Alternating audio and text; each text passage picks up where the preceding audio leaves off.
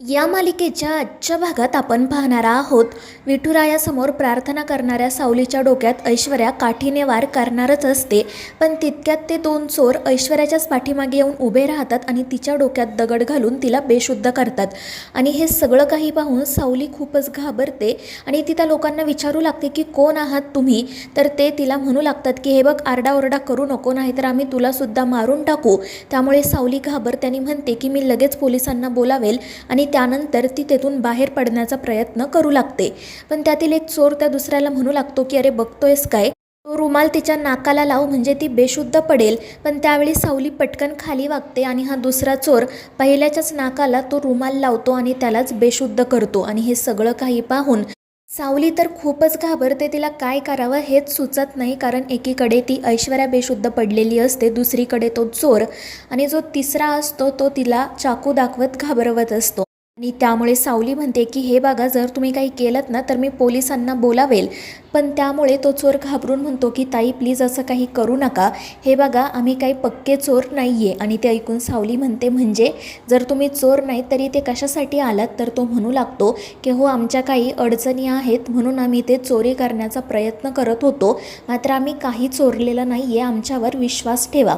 आणि ते ऐकून सावली विचारते तुम्ही काय बोलताय, मला खरंच काही कळत नाही. आणि त्यावेळी तो चोर म्हणू लागतो की ताई खरंच आमच्यावर विश्वास ठेवा, उलट ना आम्ही तुम्हाला वाचवलंय. ही जी बाई आहे ना, हिने तुम्हाला त्रास देण्याचा खूप प्रयत्न केला, हिनेच तुमच्या डोक्यामध्ये झुरळ टाकलं होतं आणि तुम्हाला खाली पाडण्याचा सुद्धा प्रयत्न केला होता. आणि आता ही तुम्हाला बेशुद्ध करण्यासाठीच तिथे आली होती, पण त्याआधी आम्हीच तिच्या डोक्यात दगड घातला. आणि हे ऐकून सावली म्हणते की अहो त्यांना काही होणार तर नाही ना. तर तो चोर म्हणत असतो की काळजी करू नका, त्या 1 तासामध्ये शुद्धीवर येतील, कारण आम्ही इंटरनेटवरून चोरीचं सगळं प्रशिक्षण घेऊन आलो आहे. आणि हे ऐकून सावली म्हणते की एकीकडे तुम्ही म्हणताय की आम्ही चोरी करण्यासाठी आलो आहे आणि दुसरीकडे म्हणताय की आम्ही चोर नाही, नक्की चाललंय काय तुमचं. आणि ते ऐकून तो चोर सावलीपुढे हात जोडून म्हणतो की ताई खरंच माझ्यावर विश्वास ठेवा, मी जे काही बोलतोय ना ते अगदी खरं आहे. अहो माझा एक साथीदार इथे असा बेशुद्ध पडलेला असताना मी काय तुमच्याशी गप्पा मारत बसेल का, सरळ तुमच्या गळ्यावरून चाकू नाही का फिरवणार, त्यामुळे माझ्यावर विश्वास ठेवा. आणि त्यामुळे मग सावलीसुद्धा शांत होते. त्यानंतर मग ती त्या चोराच्या मदतीने ऐश्वर्याला तिच्या खोलीत घेऊन जाते आणि मग त्या चोराला विचारू लागते की खरंच मी तुमच्यावर विश्वास ठेवू का. तर तो चोर म्हणत असतो की हो ताई, खरंच तुम्ही माझ्यावर विश्वास ठेवा, हे बघा मला कधीच चोरी करायची नव्हती, पण परिस्थितीच अशी आली आहे की याशिवाय दुसरा मार्गच राहिला नाही. माझ्या बहिणीचं आठवड्याभरात लग्न आहे, पण तिचा नेमका एक अपघात झाला, त्यामुळे ती हॉस्पिटलमध्ये ॲडमिट आहे, तिचं ऑपरेशन करावं लागणार आहे, त्यामुळे पैशांची गरज होती. आणि त्याचसोबत घरात बाकीच्याही अडचणी आहेत. मी आणि माझा भाऊ वाटेल ते काम करतो, पण त्याने नाही भागत, म्हणून नाईलाजाने आम्हाला हा मार्ग पत्करावा लागला. मी फक्त माझ्या बहिणीच्या ऑपरेशनसाठी आणि तिच्या लग्नासाठी हा चोरीचा मार्ग निवडला, बाकी यामागे माझा दुसरा कोणताही हेतू नव्हता. आणि ते ऐकून सावली म्हणते की ठीक आहे, पण चोरी करणं चुकीचं आहे हे कळतंय ना तुम्हाला, प्लीज यापुढे असं वागू नका. आणि त्यावर तो चोरही हो म्हणतो. त्याचवेळी सावलीला तिलोत्तमाचा आवाज ऐकू येतो. तिलोत्तमा म्हणत असते की अगं कुठे गेली आहेस तू, जेव्हा मी झोपते तेव्हा इथे मालिश करण्यासाठी येते आणि आता माझ्या गोळ्यांची वेळ झालीस तर कुठे जाऊन बसली आहे. आणि त्यामुळे सावली पटकन तिलोत्तमाकडे येते. त्यानंतर ती तिलोत्तमाला गोळी देते आणि तिला सांगते की सारंग सर लवकरच घरी येतील, माझं त्यांच्यासोबत फोनवर बोलणं झाले. तर तिलोत्तमा म्हणते हो ऐकलं ना मी, आता असं वाटतंय उगाच तुला फोनने स्पीकरवर ठेवायला सांगितला. त्यामुळे सावली खाली मान घालते आणि मग त्यानंतर ती तिलोत्तमाला सांगते की तुम्ही आराम करा, मी बाहेर बसते. आणि मग त्यानंतर ती पुन्हा किचनमध्ये जाते. तर तो चोर त्याच्या साथीदाराला शुद्धीवर आणण्याचा प्रयत्न करत असतो. थोड्याच वेळामध्ये तो दुसरा चोरसुद्धा शुद्धीवर येतो, पण सावलीला पाहून तो घाबरतो. तर दुसरा चोर त्याला थांबवत म्हणतो की हे बघ दादा, या ताई खूप चांगल्या आहेत, त्यांनी पोलिसांना बोलावलेलं नाही आहे आणि आपली अडचणसुद्धा समजून घेतली आहे. त्यामुळे मग तो दुसरा चोर देखील सावलीची माफी मागतो. तर सावली म्हणत असते की माझी माफी मागण्यापेक्षा ना विठुरायाची माफी मागा आणि त्याच्यापुढे जाऊन उठाबशासुद्धा काढा. आणि त्यावर ते दोन्ही चोरही हो म्हणतात आणि विठुरायापुढे जाऊन माफी मागतात आणि उठाबशा काढायलाही सुरुवात करतात. त्यानंतर सावली तिच्या खोलीत जाते आणि 2 पिशव्या घेऊन येते आणि मग ती त्या चोरांना म्हणू लागते की बस झालं आता. आणि मग ती त्यांच्याकडे त्या पिशव्या देत म्हणते की तुमच्या बहिणीचं लग्न आहे ना, यात तुमच्या बहिणीसाठी लग्नाची साडी आहे, ही तुम्ही तिला नक्की द्या. आणि हे ऐकून त्या दोघांचेही डोळे नकळतपणे भरून येतात. ते हात जोडून सावलीचे आभार मानतात. तर सावली त्यांना समजावत म्हणते की हे बघा, कितीही अडचणी आल्या ना तरी कधीच पुन्हा असा मार्ग पत्करू नका, पुन्हा कधीही चोरीचा विचार करू नका. वाटेल तेवढे कष्ट करा, पण चुकीच्या मार्गावर जाऊ नका. आणि त्यावर ते चोरही हो म्हणतात आणि सावलीने अडचण समजून घेतल्याबद्दल तिचे आभारही मानतात. आणि मग त्यानंतर सावली त्यांना घरातून बाहेर पडण्यासाठी सुद्धा मदत करते. तर दुसरीकडे ती ऐश्वर्या शुद्धीवर आलेली असते. आधी तर तिला समजतच नाही की आपलं डोकं का दुखतंय आणि आपण अचानक इथे खोलीत कशा आलो. आणि मग हळूहळू तिला सगळं काही आठवायला सुरुवात होते. तिला प्रश्न पडतो की आपण तर त्या मूर्ख मुलीच्या डोक्यात वार करण्यासाठी गेलो होतो, पण मग आपल्या डोक्यात कोणी वार केला. आणि मग ती लगेच CCTV फुटेज चेक करू लागते. त्यात तिला त्या चोरांबद्दल समजतं आणि त्यामुळे ती खूपच चिडते. दुसरीकडे सावली तिलोत्तमाकडे आलेली असते आणि मग ती पुन्हा तिलोत्तमाच्या पायाला आणि हाताला मालिश करून देते. आणि त्यावेळी तिलोत्तमा तिच्याकडे फक्त बघत असते. त्यानंतर मग रात्री घरातील सगळेजण पुन्हा एकदा घरी येतात. सावली त्यांना सांगते की मी पटकन तुमच्यासाठी जेवण वाढते. पण तितक्यात ऐश्वर्या म्हणते की या सगळ्याची काही गरज नाही आहे. सगळ्यात आधी तर तू आम्हाला हे सांग की आम्ही घरात नसताना तू नेमकं काय प्लॅनिंग करत होतीस. त्यामुळे सारंग विचारू लागतो की काय झालं वहिनी. आणि मग ती ऐश्वर्या त्या चोराने तिच्या डोक्यात जो दगड घातलेला असतो तो आणि ते गुंगीच्या औषधाची बाटली टेबलवर ठेवते आणि म्हणते की बघा, मला आपल्या घरात काय सापडलं आहे ते, आणि या वस्तू कुठून आल्यात हे बघण्यासाठी जेव्हा मी CCTV पाहिलं ना तेव्हा मला कळलं की आपण घरात नाही आहे. या गोष्टीचा फायदा घेऊन या मूर्ख मुलीने चोरांना घरात बोलावलं आणि चोरीचा प्रयत्न केला. आणि ते ऐकून सगळेच जण एकमेकांकडे पाहू लागतात. सोम हसतच म्हणतो की ऐश्वर्या वहिनी, अगं अजून किती दिवस तू सावली वहिनीवर असेच खोटे आरोप करून तोंडावर पडणार आहेस. पण तितक्यात राजकुमार म्हणतो की सोहम, ही काय हसण्याची गोष्ट नाही आहे, ती काहीतरी सिरियसली सांगते ना, मग तिचं बोलणं ऐक. आणि त्यामुळे नाईलाजाने सोहम गप्प बसतो. तर ऐश्वर्या म्हणते की हे बघा, मी आपल्या फॅमिली ग्रुपवर CCTV फुटेज पाठवलं आहे. आता यापेक्षा अजून दुसरा काही पुरावा मी नाही देऊ शकत. त्यामुळे मग घरातील सर्वजण ऐश्वर्याने पाठवलेलं ते CCTV फुटेज बघायला सुरुवात करतात. आणि त्यात त्यांना समजतं की खरंच 2 चोर घरात आले होते. त्यामुळे ते सगळेच जण घाबरतात. त्यानंतर चंद्रकांत आणि तिलोत्तमासुद्धा त्या ठिकाणी येतात. तिलोत्तमा विचारत असते की काय झालं ऐश्वर्या, कोणत्या पुराव्यांबद्दल बोलत होतीस तू. आणि मग ऐश्वर्या तिलोत्तमाला सुद्धा CCTV फुटेज दाखवते. आणि त्या CCTV फुटेजमध्ये देखील ऐश्वर्या अगदी दबक्या पावलाने घरात येत आहे असं दिसतं. आणि त्यामुळे तिलोत्तमा रागातच तिच्याकडे बघू लागते. ऐश्वर्या मात्र सावलीवरच आरोप करण्यात बिझी असते. म्हणत असते की आम्ही कोणीही घरात नाही, या गोष्टीचा फायदा या मूर्ख मुलीने घेतला आणि चोरांना घरात बोलावलं. पण त्यावेळी तिलोत्तमा म्हणते की तिला जे काही विचारायचं आहे ते मी नंतर विचारेल, पण सगळ्यात आधी तू मला सांग की तू का अशी चोरासारखी दबक्या पावलाने घरात येत होतीस. आणि ते ऐकून ऐश्वर्या घाबरते. तिला काय उत्तर द्यावं कळत नाही. आणि मग ती म्हणू लागते की त्याचं काय आहे ना मॉम, जेव्हा मी घरात आले तेव्हा आपल्या घराचा दरवाजा थोडासा उघडलेला होता. मला शंका आली की घरात दुसरं तर कोणी आलं नसेल ना, आणि म्हणून मग मी हळूच दबक्या पावलाने घरात आले. आणि बघताय ना, माझी शंका अगदी खरी ठरली. घरामध्ये चोर घुसलेले होते. आणि त्यानंतर राजकुमारही म्हणतो की आई, तू उगाच ऐश्वर्यावर कशाला चिडतेस, तिच्यावर कशाला आरोप करते. तुला जर जाब विचारायचाच असेल तर या सावलीला विचार. त्यामुळे मग सगळेच जण सावलीकडे बघू लागतात. तिलोत्तमा तिला विचारते की हा सगळा काय प्रकार आहे. आणि त्यावेळी सावली मात्र काहीच उत्तर देत नाही. ती फक्त खाली मान घालून उभी असते. सारंगही तिला विचारतो की सावली, काय घडलं आहे ते सांगशील का आम्हाला. तर तो राजकुमारही सावलीवर ओरडतो आणि म्हणतो की आता तू काय मनात नवीन गोष्ट तयार करतेस का, पटकन बोल, नेमकं काय घडलंय ते. पण सावली मात्र मनाशी म्हणत असते की आत्ता जर मी त्या दोघांबद्दल या सगळ्यांना सांगितलं तर हे पोलीस कंप्लेंट करतील आणि त्या दादांना अटकही होईल. आधीच त्यांच्या बहिणीचं लग्न आहे, ऑपरेशन आहे, उगाच त्यांच्यावर दुसरी कोणती अडचण यायला नको. आणि म्हणून ती गप्प बसते. पण त्याच वेळी ते 2 चोर त्या ठिकाणी येतात आणि म्हणतात की नेमकं काय घडलं आहे हे आम्ही तुम्हाला सांगतो. त्यामुळे सगळेच जण त्यांच्याकडे बघू लागतात.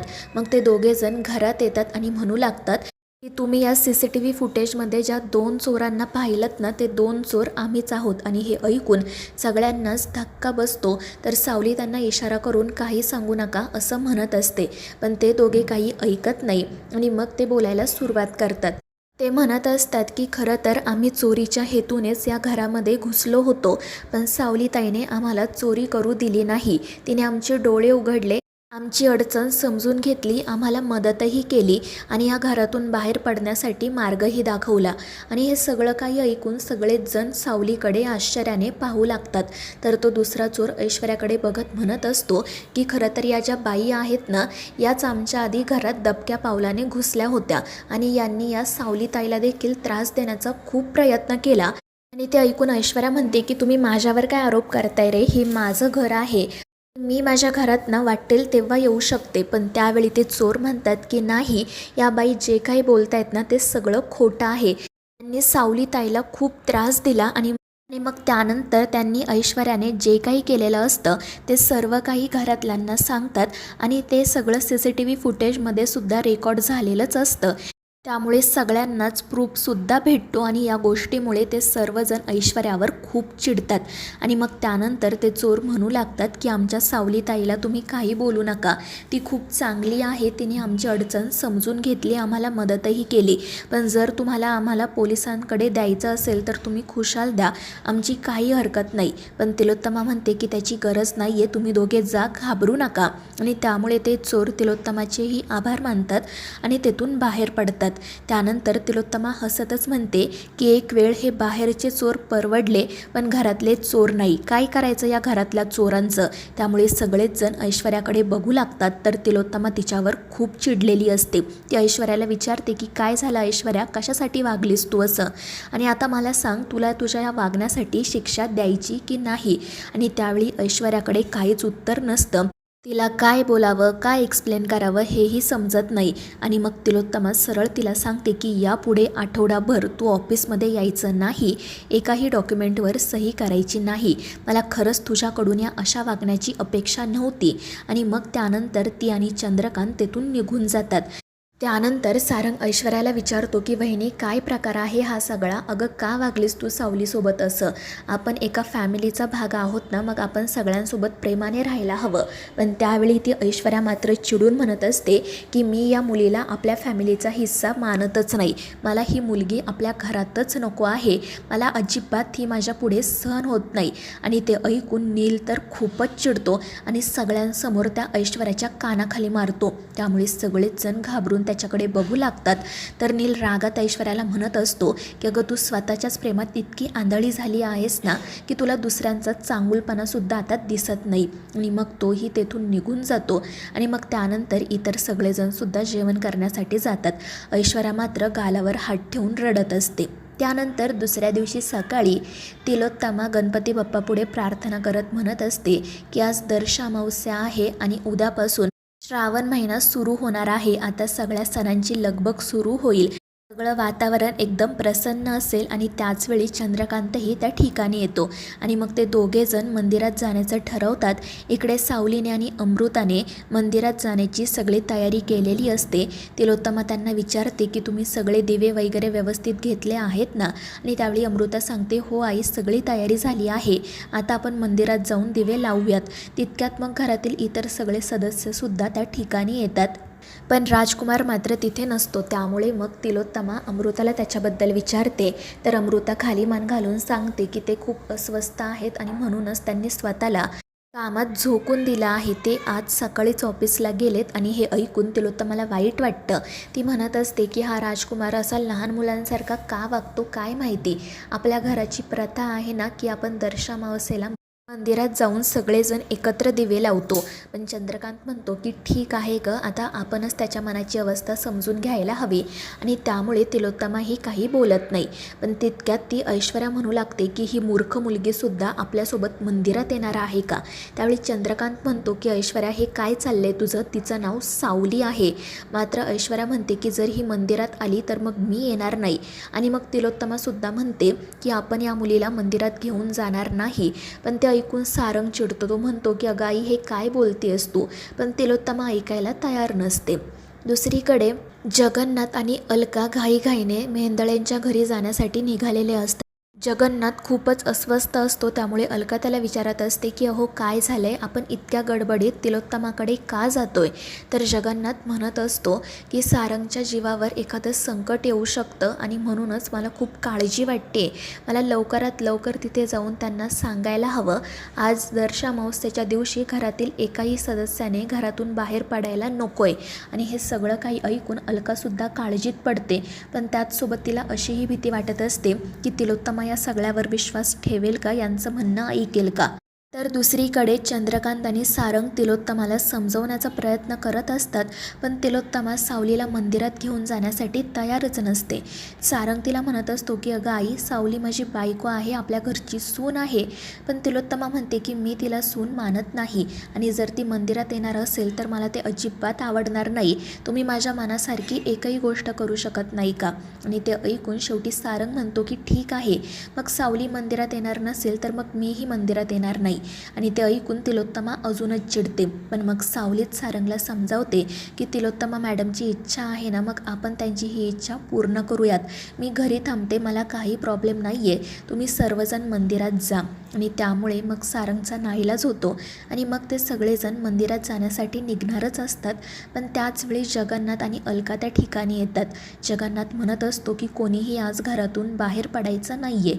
आणि त्याला पाहून तिलोत्तमा चिडते. ती म्हणत असते की तू कोण आहेस रे, आणि तुला असं वाटलंच का की तू सांगशील आणि आम्ही ऐकू म्हणून. आणि त्यावेळी जगन्नाथ म्हणतो की हे बघा, आजचा योग चांगला नाही आहे, मला माहिती आहे. आज दर्श अमावस्येच्या दिवशी तुम्ही सगळेजण मंदिरात जाऊन दिवे लावता, पण आज जर तुम्ही ही प्रथा परंपरा पाळली ना तर सारंगच्या जीवावर बेतू शकतं, त्याच्यावर एखादं संकट येऊ शकतं. पण त्याच्या त्या बोलण्यावर घरातील कोणीही विश्वास ठेवत नाही. तिलोत्तमा तर अजिबातच ऐकायला तयार नसते. उलट ती जगन्नाथवर असा आरोप करत म्हणते की मला माहिती आहे ना, मी तुझ्या मुलीला मंदिरात घेऊन जाणार नाही, ही गोष्ट तुला समजली आणि म्हणून तू हा सगळा बनाव रचला. तुझी अशीच इच्छा असेल ना की आजची पूजा तुझ्या मुलीच्या हातून व्हावी, म्हणून तू हे सगळं करतोयस, मला काही कळत नाही का.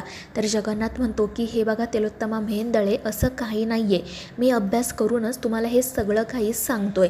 आणि मुख्य म्हणजे सावली ही सारंगची आयुष्यरेखा आहे. पण ते ऐकून तिलोत्तमा हसत म्हणते की आयुष्यरेखा, खरंच खूप मोठा शब्द वापरलास रे तू. आणि जर खरंच ही मुलगी माझ्या सारंगची आयुष्यरेखा असती ना, तर याआधी जेव्हा जेव्हा सारंगवर संकट आलं आहे तेव्हा तेव्हा तिने त्याला त्या संकटातून बाहेर काढलं असतं. पण असं तर कधीच काही घडलं नाही, त्यामुळे आता उगाच तू खोटं बोलू नको. आणि मग त्यानंतर जगन्नाथ आणि अलका नाईलाजाने घरातून बाहेर पडतात आणि मग त्यानंतर तिलोत्तमासुद्धा घरातील इतर सदस्यांना घेऊन मंदिरात जाण्यासाठी निघते. सावली सारंगला सांगत असते की तुम्ही नका काळजी करू, मी राहील घरी. आणि त्यामुळे मग सारंगही बाहेर पडतो. पण मग ते सगळेजण बाहेर गेल्यानंतर जगन्नाथ आणि अलका पुन्हा सावलीला भेटण्यासाठी येतात. सावली काळजीत असते. जगन्नाथ तिला म्हणतो की सावली, हे बघ, मला माहीत आहे याआधी जेव्हा जेव्हा आपल्या सारंगवर संकट आलं आहे तेव्हा तेव्हा तूच त्याला संकटातून बाहेर काढले आणि आत्तासुद्धा त्याला तुझी गरज आहे. त्याच्या जीवावर बेतणारं एखादं संकट नक्कीच येणार. आणि हे ऐकून सावली काळजीत पडते. ती विचारत असते की जगन्नाथजी, सारंग सरांना काही होणार तर नाही ना, मला खूप काळजी वाटते. तर जगन्नाथ म्हणतो की तू नको काळजी करू, तुझा बाप तुझ्यासमोर खंबीर उभा असताना तू काळजी करायची गरज नाही आहे. मी सारंगसाठी महामृत्युंजय जप करतो आणि त्याचसोबत यज्ञसुद्धा. तू काही काळजी करू नको, फक्त तू त्याच्यासोबत राहा. आणि त्यावर सावली ही हो म्हणते. पण त्या दोघांचं हे सगळं बोलणं ना त्या ऐश्वर्याने व्हिडिओमध्ये रेकॉर्ड केलेलं असतं. आणि मग त्यानंतर जेव्हा जगन्नाथ आणि अलका घरातून बाहेर पडतात तेव्हा ती ऐश्वर्या लगेच एका बाईला कॉल करते आणि तिला म्हणू लागते की मी तुम्हाला एक व्हिडिओ पाठवला आहे, तुमचं ते जे काही आहे ना अंधश्रद्धेविरोधात आंदोलन वगैरे, तर त्याचा वापर करा. इतकं प्रेशर क्रिएट करा की या माणसाला ताबडतोब अटक व्हायलाच हवी. एकदम गोंधळ झाला पाहिजे सगळीकडे. आणि त्यावरती बाईसुद्धा हसतच हो म्हणते. तर दुसरीकडे सावली रूममध्ये असते. तिला सतत जगन्नाथचं बोलणं आठवत असतं आणि ती ठरवते की जरी तिलोत्तमा मॅडमने नकार दिला असला तरी मला मंदिरामध्ये जायलाच हवं, कारण शेवटी हा सारंग सरांच्या जीवाचा प्रश्न आहे. पण तितक्यात ऐश्वर्या त्या ठिकाणी येते आणि ती खुशाल सावलीला खोलीत कोंडून घेते. सावली जोरजोरात दरवाजा वाजवत असते. त्या ऐश्वर्याला विनंती करत म्हणत असते की वहिनी प्लीज दरवाजा उघडा, मला मंदिरात जायचं आहे. पण ऐश्वर्या म्हणत असते की काल तुझ्यामुळे सगळ्यांनी माझा अपमान केला केला, माझ्या नवऱ्याने माझ्या कानाखाली मारली, आता मी तुला सोडणार नाही. आणि मग ती सावलीला तसंच कोंडून ठेवते आणि घरातून बाहेर पडते. दुसरीकडे ऐश्वर्याने ज्या बाईला गोंधळ घालायला सांगितलेला असतो ती बाई बाकीच्या अनेक लोकांसोबत पोलीस स्टेशनमध्ये येते आणि जगन्नाथ पंडितला अटक करा अशी मागणी करू लागते. त्यानंतर मग देवासुद्धा त्या ठिकाणी येतो. तो एकदम स्टाईलमध्ये एंट्री मारतो आणि म्हणू लागतो की हे काय चाललं आहे तुमचं, तुम्ही थोडे कूल डाऊन व्हा आणि तुमचा नेमका काय प्रॉब्लेम आहे हे आम्हाला सांगा. आणि त्याचवेळी मग घोरपडे तर देवाला म्हणू लागतो की तुमचे जे मानलेले फादर आहेत ना जगन्नाथजी, त्यांना अटक करा अशी हे लोक मागणी करतायत. आणि ते ऐकून देवासुद्धा काळजीत पडतो. तो विचारतो की नेमकं प्रकरण काय आहे. मग घोरपडे त्याला सगळं काही सांगतो. तर देवा त्या लोकांना समजावत म्हणतो की हे बघा, तुमच्या ज्या काही समस्या असतील त्या आम्हाला सांगा, आपण त्यातील एकेकावर उपाय काढूयात. पण ते लोक काही ऐकायला तयारच नसतात, उगाच आरडाओरडा करत असतात. आणि त्याचवेळी देवाला त्याच्या साहेबांचा कॉल येतो. ते देवाला सांगतात की हे बघा, लोक खूप चिडले आहेत, त्यामुळे तुम्ही ताबडतोब जगन्नाथजींना अटक करा. आणि त्यामुळे देवासुद्धा काळजीत पडतो. घोरपडे म्हणत असतो की आता काय करायचं. तर देवा काहीतरी विचार करतो आणि म्हणतो की घोरपडे, आपण काळजी करायला नको, आपल्याला वरून ऑर्डर आली आहे तर आपल्याला आपल्या मानलेल्या फादरला अटक तर करावीच लागेल. पण मला खात्री आहे त्यांनी या सगळ्यातून बाहेर पडण्याचा नक्की काहीतरी मार्ग शोधून ठेवला असेल. आणि मग ते जगन्नाथजींकडे जाण्यासाठी निघतात. दुसरीकडे जगन्नाथ आणि अलका सारंगच्या जीवासाठी महायज्ञ करत असतात. तर इकडे मेहेंदळे कुटुंब देवीच्या मंदिरामध्ये आलेले असते. गुरुजी तिलोत्तमाचं कौतुक करत म्हणतात की मला खरंच तुमचं खूप कौतुक वाटतं. प्रत्येक वर्षी तुम्ही ही प्रथा न विसरता व्यवस्थितपणे पाळता. आणि मग त्यानंतर तिलोत्तमा अमृताला सांगते की आता तू दिव्यांची आरास करायला सुरुवात कर. ऐश्वर्याला आणि ताराला देखील मदतीला घे, त्यांनीसुद्धा हे सगळं शिकायला हवं. आणि त्यावर अमृताही हो म्हणते. आणि मग त्यानंतर ती दिव्यांची आरास करायला सुरुवात करते. ऐश्वर्या मात्र रागातच तिच्याकडे बघत असते. त्यामुळे ते गुरुजी ऐश्वर्याला म्हणतात की हे बघ मुली, जर आपल्या मनात अंधार असेल ना तर आपल्याला जगातही अंधारच दिसतो, त्यामुळे मनात नेहमी प्रकाश ठेवायचा. आणि त्यावर ऐश्वर्या फक्त हसत हो म्हणते. दुसरीकडे सावली त्या खोलीतून बाहेर पडण्याचा खूप प्रयत्न करते, पण तिला काही बाहेर पडता येतच नाही. इकडे देवा आणि घोरपडे जगन्नाथजींकडे आलेले असतात. त्यांना पाहून अलकाला खूप आनंद होतो. ती विचारत असते की आज तुम्ही इकडे कुठे. आणि मग देवा तिला आणि जगन्नाथला घडलेला सगळा प्रकार सांगू लागतो आणि म्हणतो की आम्हाला ताबडतोब जगन्नाथजींना अटक करावीच लागेल. आणि हे ऐकून अलकाला धक्काच बसतो. जगन्नाथ मात्र हसत असतो. आणि त्यावेळी देवा म्हणतो की हे बघा मानलेले फादर, मला माहिती आहे तुम्ही या सगळ्यातून लवकरात लवकर बाहेर पडाल, पण आत्ता खरंच वरून खूप प्रेशर आहे, मला तुम्हाला नाईलाजाने अटक करावीच लागेल. आणि त्यावेळी जगन्नाथ म्हणतो की काही हरकत नाही, एकदा का ही पूजा झाली की मी तुझ्यासोबत येतो. आणि मग त्यानंतर पूजा संपन्न झाल्यानंतर तो देवासोबत जाण्यासाठी निघणारच असतो. पण तितक्यात त्याला सावलीचा कॉल येतो. सावली जगन्नाथला सांगते की मला ऐश्वर्या मॅडमने खोलीत कोंडून घेतला आहे, कदाचित मला मंदिरात पोहोचायला थोडासा उशीर होईल, पण तोपर्यंत तुम्ही सारंग सरांची काळजी घ्या. आणि त्यावर जगन्नाथ म्हणतो की बाळा तू काही काळजी करू नको, मी आहे. आणि मग त्यानंतर सावली घरातून बाहेर कसं पडायचं याचा विचार करू लागते. तर मित्रांनो, या मालिकेच्या पुढील भागांच्या अपडेट्ससाठी आपल्या चॅनेलला सबस्क्राईब करा.